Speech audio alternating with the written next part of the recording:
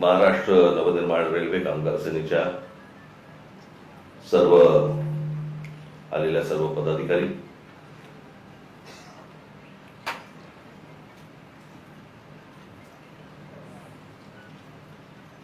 खरं तर तुमचं आमचं नातं हे वेगळ्या प्रकारचं नातं आहे.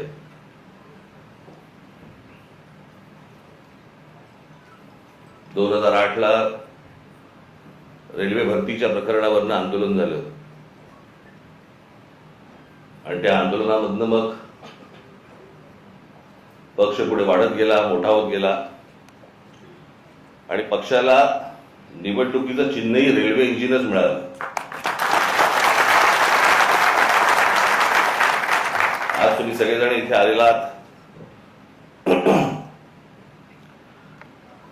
मला काय तुमच्या आपल्या रेल्वेमधलं फक्त प्रवास करणं एवढंच माहिती आहे. बाकी टेक्निकल मला काही फारसं माहिती नाही. ते तुम्हालाच माहिती आणि यांना माहिती. परंतु ते जे आंदोलन झालं होतं ते आंदोलन कधी विसरू नका. आपल्या रेल्वेमध्ये, आपल्या महाराष्ट्रातल्या रेल्वेमध्ये मराठी टक्का हा आपला वाढला पाहिजे, मोठा झाला पाहिजे आणि तोच असला पाहिजे, याच्यासाठीचं ते आंदोलन होतं. त्याच्यामुळे तुम्ही रेल्वेमध्ये काम करत असताना कुठेही असा बेसावध राहू नका. त्या सगळ्या आंदोलनामध्ये आपल्या अनेक महाराष्ट्र सैनिकांना, माझ्यावरती जवळपास 110 केसेस पडल्या, मलाही अटक झाली, आपल्या अनेक महाराष्ट्र सैनिकांना अटक झाली, जेलमध्ये होते. हा जरा लाईट कमी कर रे आणि इकडचा वाढव जरा ऑडिटोरियम मधला. नाटक आहे का? हा वाढव जरा, इथला वाढव जरा. हा आणि हा कमी कर माझ्या डोळ्यासमोरचा. हा त्याच्यामुळे तुम्ही कुठे बेसावध राहू नका.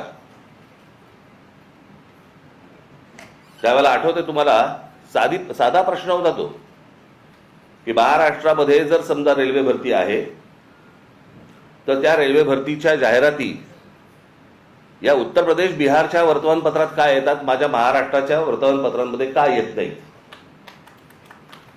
आणि तिथून हे सगळं सुरू झालं.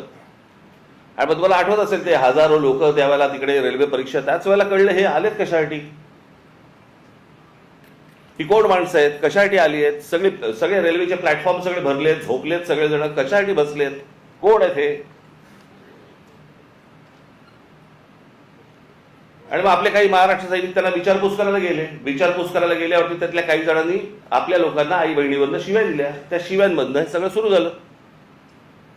आणि तेव्हा कळलं की महाराष्ट्रामध्ये नोकऱ्या आहेत, महाराष्ट्रातल्या तरुणी ह्या वणवण फिरतायत नोकरीसाठी, आणि महाराष्ट्रातल्या नोकऱ्यांच्या जाहिराती या उत्तर प्रदेश, बिहारमध्ये येत आहेत आणि आपल्याला कल्पना नाही.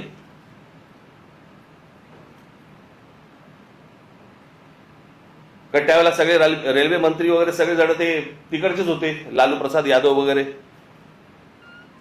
आणि मग ज्या वेळेला ममता बॅनर्जी ज्या वेळेला रेल्वे मंत्री झाल्या त्यावेळेला त्यांना आपला विषय नीट समजला आणि मग त्या वेळेला आपल्या पत्रावरती त्याच्यानंतर निर्णय झाला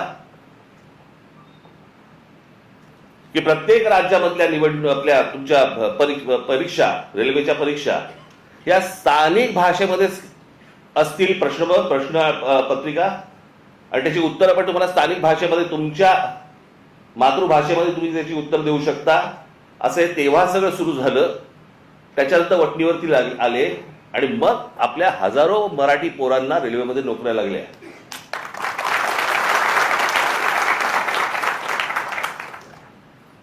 आज त्या सगळ्या गोष्टीला जवळपास 18 वर्ष झाली. पण हे कशासाठी झालं, का झालं, हे तुम्ही विसरता कामा नये. अनेक आपली आंदोलनं झाली. आज महाराष्ट्रामध्ये तुम्हाला मोबाईल फोन उचलल्यावरती पहिल्यांदा जे मराठीमध्ये ऐकू येतं ना, ते महाराष्ट्र नवनिर्माण सेनेच्या आंदोलनानंतर सुरू झालं. तोपर्यंत मोबाईलवरती फक्त हिंदी आणि इंग्रजी होतं.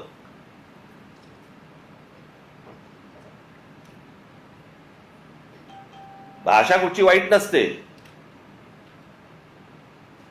पण हे आमच्यावरतीच लादायचे सगळे प्रयत्न सुरू होतात महाराष्ट्रावरती. कारण आमची लोक चिडत नाहीत, रागवत नाहीत, बोलत नाहीत, रस्त्यावर उतरत नाहीत, राग व्यक्त करत नाहीत. केला असतं तो मोबाईलवरती करतात.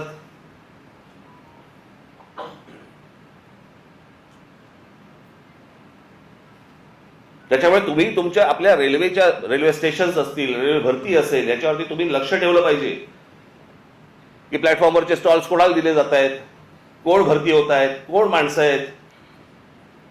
बेसावध राहू नका. सतत जे सांगतो ना, पायाखालची जमीन एकदा सरकली गेली ना की परत नाही मिळत.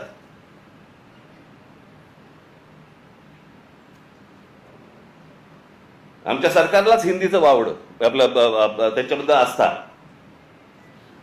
कालचं त्या ह्यांचं मुख्यमंत्र्यांचं फडणवीसांचं भाषण विधानसभेमधलं,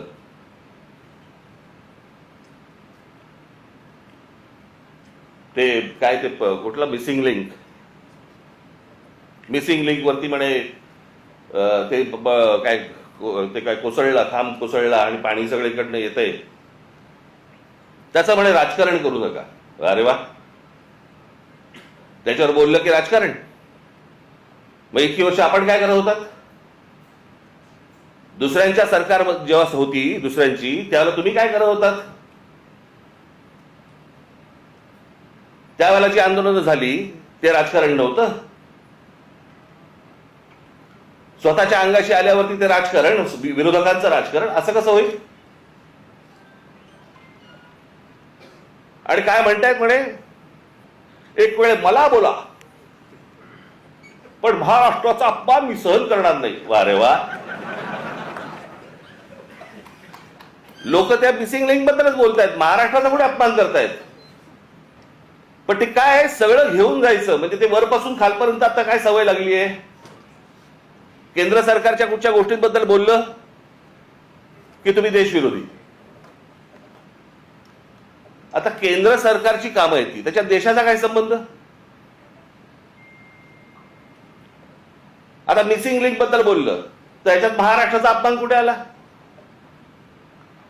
लोकांनी प्रश्नही नाही विचारायचे. काय झालंय ते, इतके दिवस जे मोबाईल फोनवरनं विरोधकांना जे करत होते ना,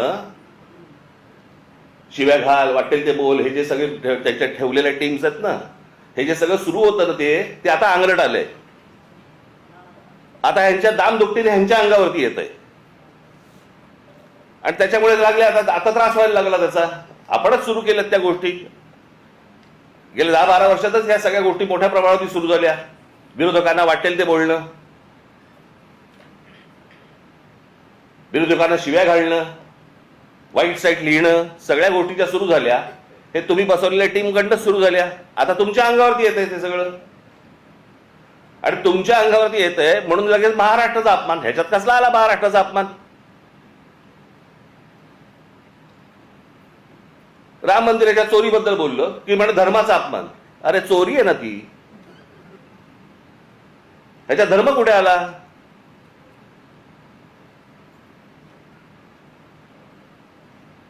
बरं, त्या मंदिराबद्दल आम्हालाही आस्था आहे, प्रत्येक हिंदूला आस्था असेल. तिथे ज्या वेळेला 1400 कोटी रुपये ज्यावेळेला चोरले जातात, काहीही म्हणजे किती पडदा किती असावा यांच्या समोर. म्हणे वक्फ बोर्डामध्ये ज्या वेळेला म्हणे तिकडे चोऱ्या झाल्या त्याच्याबद्दल तुम्ही नाही बोलणार. आम्हाला काय देणं घेणं?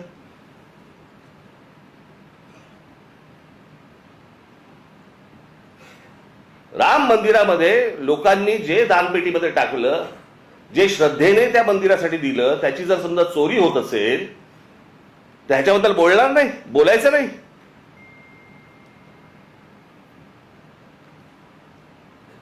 काल ते कोणतरी भोसबळे का कोणतरी आहेत ते म्हणे धर्मविरोधी जे लोक आहेत ते म्हणे पसरवतात. आम्ही धर्मविरोधी? हा देश काय धर्मविरोधी आहे? तुमच्याकडे राम मंदिरामध्ये लोकांनी श्रद्धेने दिलेल्या गोष्टींची चोरी होते आणि हे सांगणारं कोण होतं? हे बोलणारं कोण होतं? भारतीय जनता पक्षाचा खासदारच पहिलं बोलला की राम मंदिरात चोरी झाली म्हणून. आम्ही बोललो हा देश बोलला.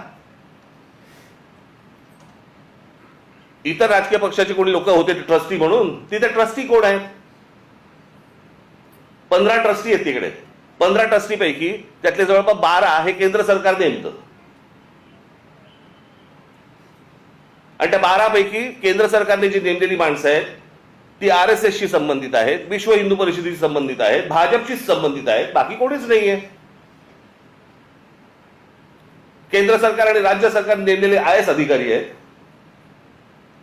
तिथे जर 1400 कोटी, आत्ता 1400 कोटीचा आकडा आलाय. मुळात किती चिचोरी झाली माहिती नाही आपल्याला.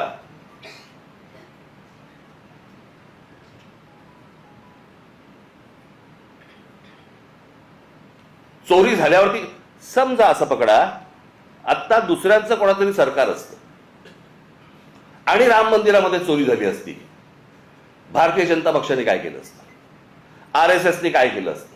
विश्व हिंदू परिषदेने काय केलं असतं? मोर्चे काढले असते, सगळ्या गोष्टी केल्या असत्या. त्याच्यात नाही राजकारण. आता तुमची सत्ता आहे म्हणून विरोधकांनी केलं की त्याच्यामध्ये राजकारण आणू नका म्हणे. आता त्या मिसिंग लिंकचं झालं, यांचा एक मंत्री म्हणतो ते नैसर्गिक आहे, ती गोष्ट नैसर्गिक आहे, त्याच्यामध्ये राजकारण आणू नका, हे लक्षात ठेवा. हे तुम्ही काय अमरपट्टा घेऊन आलेला नाही आहात. उद्या तुम्ही विरोधी पक्षात जाल आणि ज्यावेळेला अशा काही घटना घडतील तेव्हा तुम्ही राजकारण करू नका. तेव्हाही सांगा लोकांना की नाही नाही नैसर्गिक आहे. एक झाड पडून काय मुलगा जातो, काय माणूस जातो, एक मुलगा शाळेमधला मुलगा गटारात काय पडतोय, काय नाही म्हणे, नैसर्गिक आहे. नैसर्गिक? तुमचं सरकार आहे म्हणून सगळं नैसर्गिक, त्याच्यावर राजकारण करू नका, त्याच्यावर कोणी बोलायचं नाही. दुसऱ्या पक्षांची सरकार असली की हे यांचं राजकारण सुरू करणार, हा कुठचा प्रकार? त्या मिसिंग लिंकचं बाबा तिथे नशीब माणसं नाही मेली.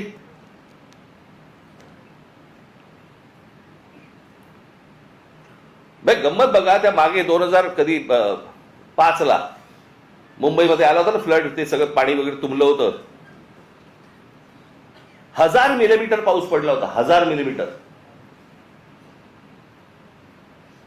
काही 2-3 तासाच्या अंतरात त्याला मुंबईची ही हालत झाली होती.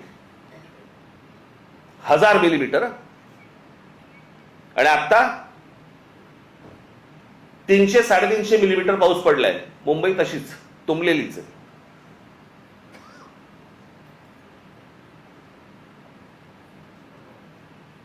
तेव्हा वारे बाप वाटेल ते बोलायचे, वाटेल ती सगळी आंदोलनं करायची, पैसे खाल्ले, हे केलं ते केलं, तेव्हा राजकारण नाही. आता मुंबई तुंबली नाही, नैसर्गिक आहे. ती कोणती बाई ती गाणी म्हणायची,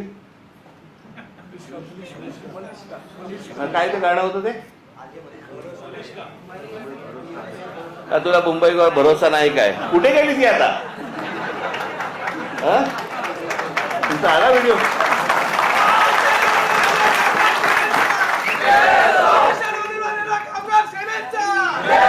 नवीन व्हिडिओ आहे का? जुनाच टाकलाय?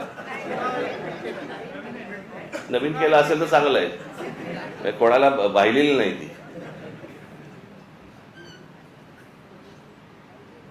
पण तेव्हा गात होती तेव्हा सुख घेतलं. आता दुसरे जेव्हा बोलायला लागले त्यावेळेला त्रास व्हायला लागला. आता मला दुसरं कळलं नाही. मला मुख्यमंत्र्यांचं विधानसभेतलं भाषण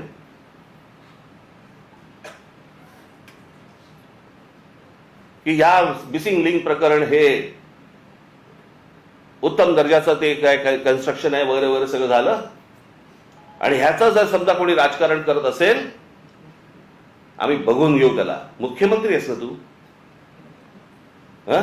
बघून घेऊ. बरं झालं ते झालं. पुढे वाक्य संपल्या हिंदीतून सुरू झाले. मिसिंग लिंक के बारे में अगर कोई राजनीति करे, कोणासाठी हिंदी बोललात? समोरचे आमदार मराठी, महाराष्ट्राची विधानसभा, महाराष्ट्राच्या विधानसभेमध्ये आमचा मुख्यमंत्री, महाराष्ट्राचा मुख्यमंत्री हिंदीत बोलतो. कशासाठी? कोणाला सांगायचं होतं? कदाचित आपल्याच पक्षातल्या वरच्या लोकांना सांगायचं असेल बघून घेईन.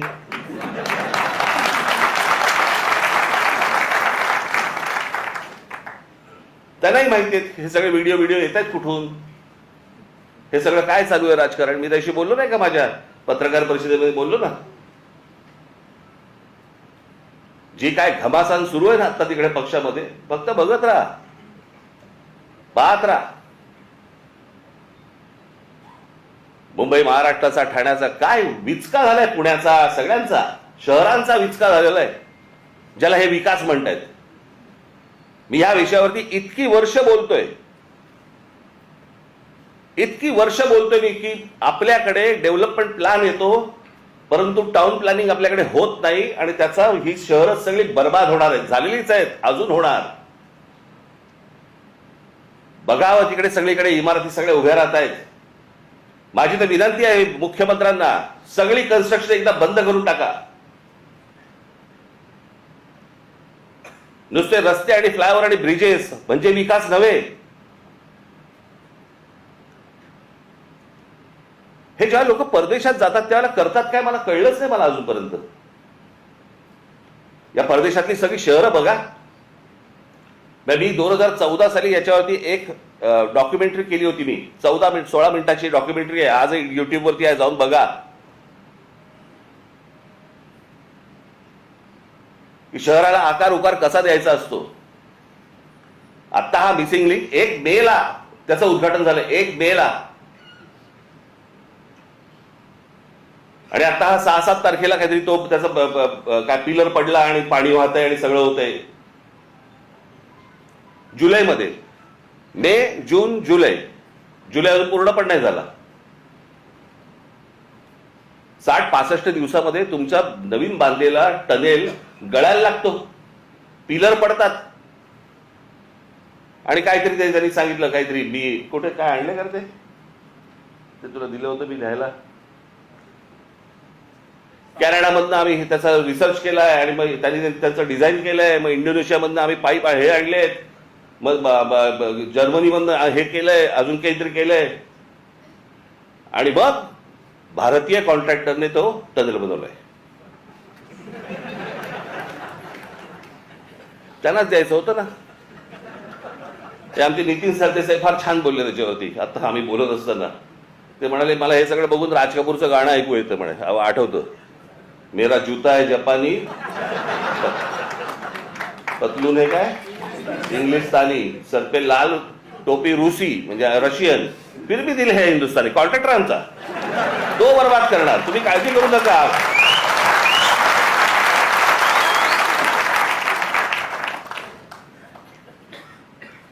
या मध्यंतरी कंत्राटदारांचे व्हिडिओ आले होते. कंत्राटदार सांगतायत आपल्या महाराष्ट्रामधली मराठी मुलं मुली जे नव्याने कंत्राटदार झालेत त्यांना किती म्हणे, तर जे कंत्राट मिळतं त्यातलं जवळपास 56% पैसे द्यावे लागतात म्हणे, वाटावे लागतात, चारावे लागतात. 56%.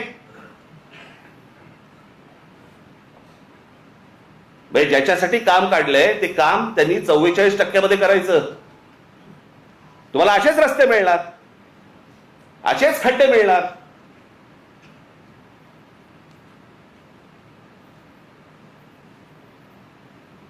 हे आपल्या कंत्राटदाराचं कामच नाही. ते मी त्या मगाशी बोललो ना, मी त्या डॉक्युमेंटरीमध्ये मी म्हटलंय, त्याच्यात दिलंय. छत्रपती शिवाजी टर्मिनस आपलं अगोदरचं VT स्टेशन 1800 सालात बांधलंय. 1800 सालात. त्याला मुंबईची लोकसंख्या पण तेवढी नव्हती. 1800 सालात बांधलेलं रेल्वे स्टेशन आज लोकांना पुरतंय. इतकी लोकसंख्या वाढल्यानंतर पण ह्याला म्हणतात विजन. याला म्हणतात हे काय होऊ शकतं, हे किती लोकांना पुरू शकतं. आज किती रेल्वे तिकडनं जातात, किती माणसं तिकडे येतात, किती माणसं उतरतात, किती माणसं चढतात. हे 1800 सालात बांधलंय.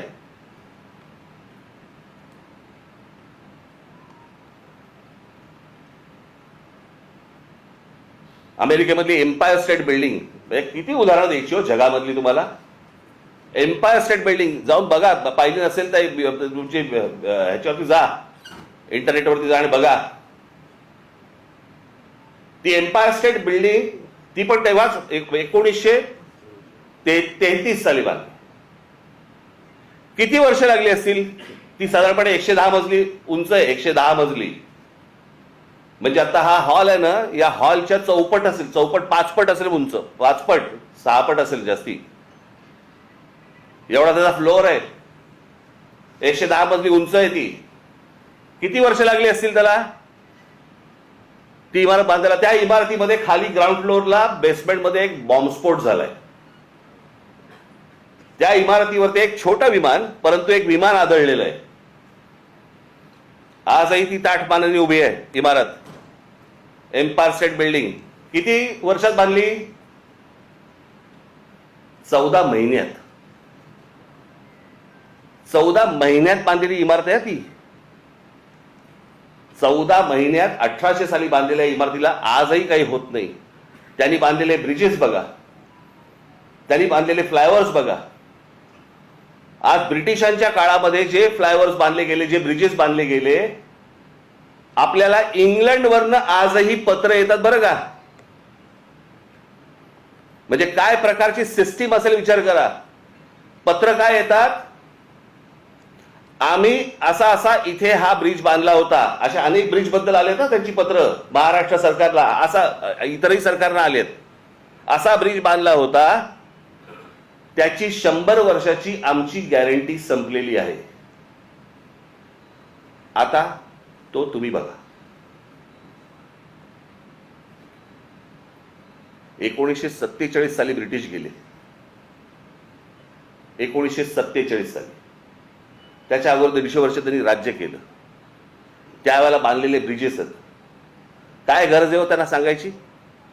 पण हे फक्त भारतात नाही होत. त्यांनी जिथे जिथे राज्य केलं तिथे तिथे यांची पत्र जातात की आमची गॅरंटी संपली, आमची 100 वर्षाची गॅरंटी होती. 100 वर्ष. हा टिळक ब्रिज पासून सगळे इथला हे त्यांच्या काळात बांधले गेलेले आहेत, अजूनही आहे. मग आमच्याकडे काय होतं?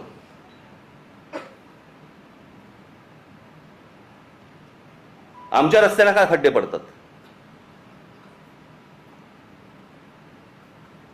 बरं, ज्यांनी रस्ते बांधायचे ते आमचे नितीन गडकरी, ट्रान्सपोर्ट मिनिस्टर.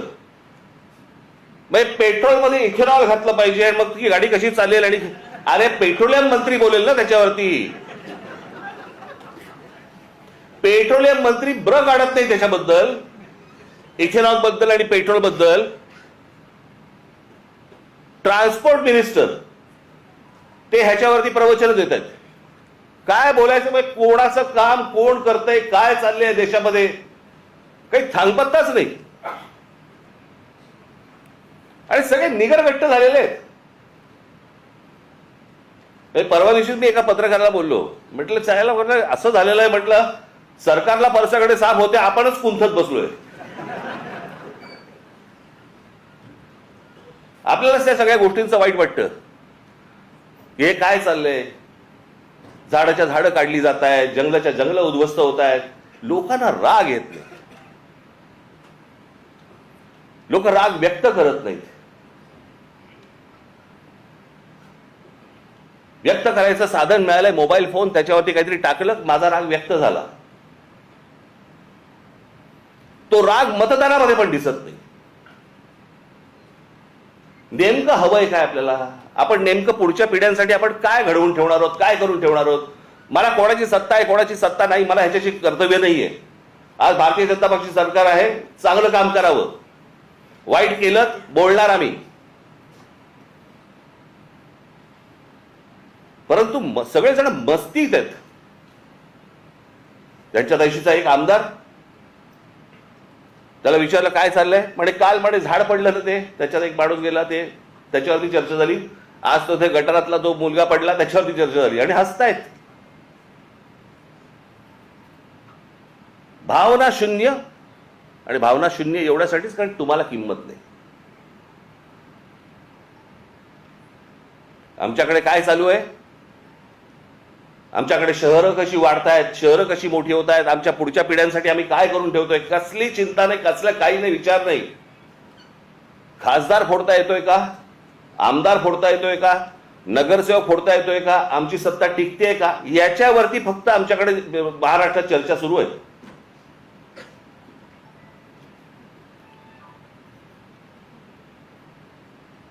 आता काय 3 वर्ष निवडणुका नाहीत, लोक म्हणणार मग आता काय आम्ही चिडून तरी काय मतदान कुठे. अरे मतदानाची ज्याला वेळ येते ना त्याला अगोदरच साचलेल्या गोष्टींचा विचार करायचा असतो.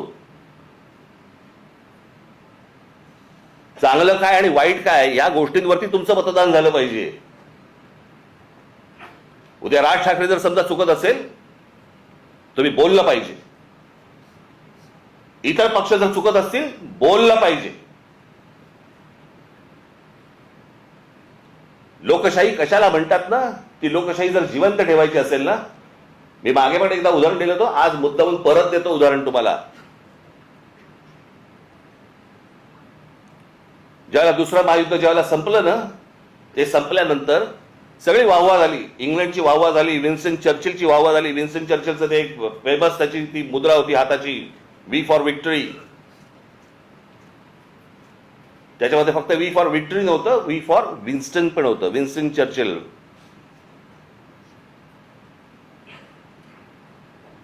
पण वी फॉर विक्टरी हा खास संदेश होता त्याच्यात. आणि जगामध्ये प्रचंड की विन्स्टन चर्चिलने या सगळ्या गोष्टी केल्या. 8 महिन्यांनी निवडणुका झाल्या आणि 8 महिन्यांनी निवडणुका झाल्यानंतर विन्स्टन चर्चिल आणि त्यांचा पक्ष हरला. इंग्लंडमध्ये विन्स्टन चर्चिल आणि त्यांचा पक्ष हरला. ज्याच्या नावावरती दुसरं महायुद्ध जिंकून दिल्याची गोष्ट होती तो 8 महिन्यानंतर निवडणुकीमध्ये हरला. पत्रकारांनी ज्यावेळेला लोकांना प्रश्न विचारले की या माणसाने असं एवढं युद्ध जिंकून दिलं, एवढी तुम्ही वाहवा केली, एवढं त्याला डोक्यावरती घेतलं आणि निवडणुकीला तो हरला कसा काय, सरसकट लोकांनी दिलेलं उत्तर होतं युद्ध काळामध्ये तो योग्य होता, शांततेच्या काळात नाही. हे समजायला अक्कल लागते, याला समजायला, याला लोकशाही म्हणतात. चांगल्या गोष्टींसाठी काय असू शकतं, वाईट गोष्टींसाठी काय असू शकतं, चांगल्या गोष्टीत कोण काम करू शकतं, हे समजणारा समाज लागतो. मी नेहमी सांगतो ना की नुसतं शिक्षण घेऊन उपयोगाचा नसतो, शिक्षित असून उपयोगाचा नाही, माणूस सुज्ञ असावा लागतो. आमच्या बहिणाबाई चौधरी शिकलेल्या नव्हत्या, पण त्या ज्या बोलून गेल्या, आधी हाताला चटके तेव्हा मिळते भाकर, ह्या बोलून गेल्या ना, त्याला सुज्ञ लागतो माणूस, सुज्ञ.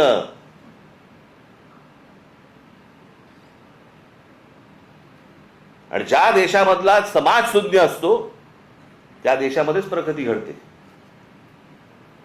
काय योग्य काय अयोग्य हे कळणं, नाही तर आम्ही आपल्या सकाळी उठायचं, कामावर जायचं, तेही जातात कामावर. जगामधला प्रत्येक माणूस कामावर जातो पण विचार करतो. आपण जर या गोष्टींचा विचार नाही केला कसं होणार मला जरा सांगा.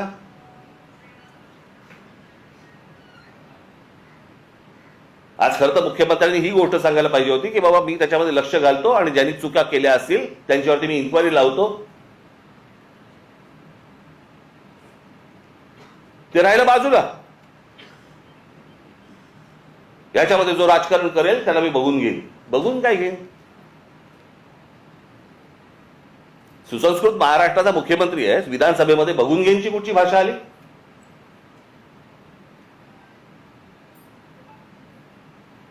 पण हे सगळं सुरू होतं. खासदार सांगतो, एक खासदार सांगतो मी बॉम्ब टाकीन,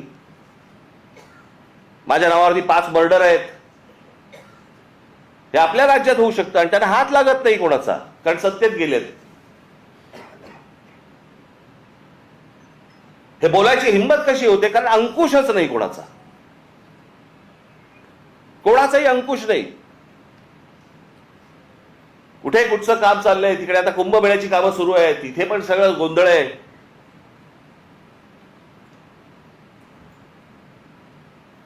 हे जे काय महाराष्ट्रामध्ये चालू आहे बाबांनो, तुम्ही लक्ष ठेवलं पाहिजे, तुम्ही बोललं पाहिजे.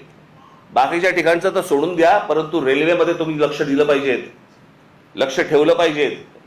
रोज रेल्वे जाते आणि येते, एवढंच लक्ष ठेवण्यासारखं नाहीये. तिथे कोण घुसतायत इथे लक्ष ठेवणं गरजेचं आहे.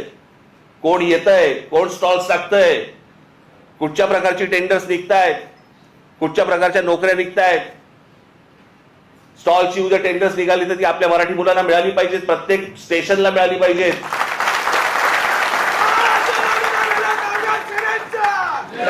याच्यावर तुमचं बारीक लक्ष पाहिजे. ते जर बारीक लक्ष नसेल तर कसले काय चाटायचे वर्धापन दिन, काय करायचे वर्धापन दिन.